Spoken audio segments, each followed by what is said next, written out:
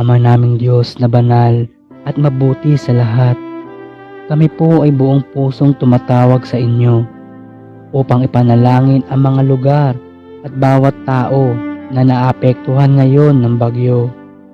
Ama, dinadalangin po namin ang kaligtasan ng bawat isa na dumaranas ng matinding pagsubok at kahirapan dahil sa bagyong umiiral ngayon sa aming bansa.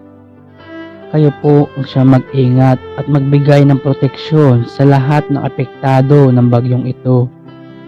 Bigyan niyo po, Ama, ng kalakasan at lakas ng loob ang bawat isa na nangihina sa mga oras na ito. Ipagkaloob din nawa ninyo, Ama, ang pangangailangan ng bawat isa upang mapagtagumpayan po ang pagsubok na ito. Dinadalangin din namin, Ama, na ang lahat ay magkaisa, maghari